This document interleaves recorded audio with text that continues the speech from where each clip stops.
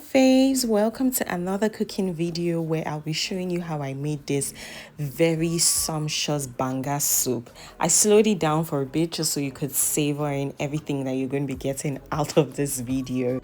Banga soup is originally from the Niger Delta region of Nigeria, and it's super rich in like flavors and spices, and these are the ingredients that we're going to be using. Very quickly, I showed you some crayfish. This is the banga spices that we'll be using. This is beletete leaf, also called atama leaf. That's some crayfish. We have some stockfish over here, and then we're also going to be using some dried catfish, as well as banga sticks, very needed for the soup. And this is my uyayak, also called Aden fruit, also very rich in flavor. And then this over here, we have our banga seeds, which I'll be boiling very shortly. But this is what it looks like. Again, if you don't have this, if you can't find banga seeds, there's the already done banga in a tin, so you could get that instead of the seeds. That's goat meat. I also showed you my spices or my seasonings that we're going to be using. Some pomo as well as some catfish for additional protein. In a clean pot, I just washed the seeds and then I poured in some water and allowed to boil until soft. You would know it's soft when you touch it, just like I'm going to do now. When you touch it and the skin falls apart, then you know that it's soft and it's ready for pounding.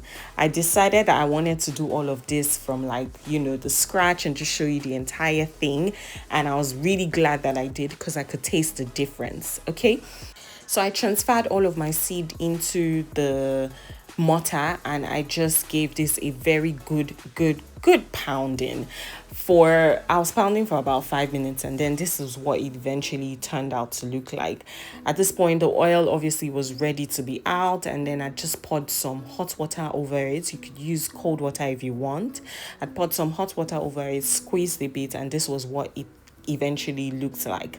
If you were using the thin, that's the process you would get to, so you get to skip the first things that I just showed you.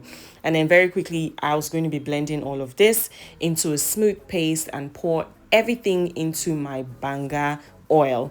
In this pan or in this pot, I was putting in my crayfish, my banga spices, my soup ingredients. There's this soup spices that I love to use. I can tell you about it in another video. And then I added my uyayak, added my banga seed, added my crayfish, added my seasoning cubes, as well as my sazon, which I will be replacing for salt.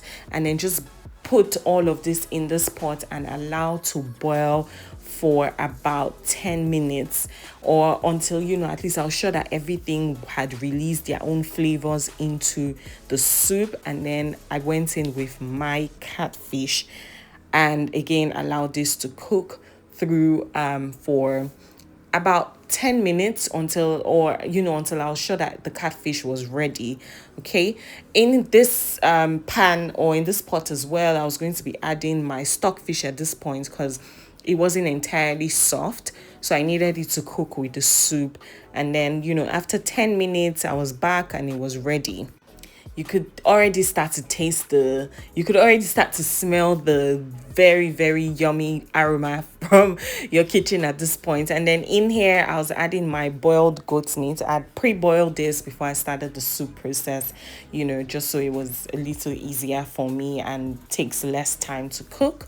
And once I was done putting in the goat meat, I just gave this a good stir, added my kitchen weakness, which is my dried prawns, as well as my stockfish or my smoked catfish, and then brought that to a boil as well.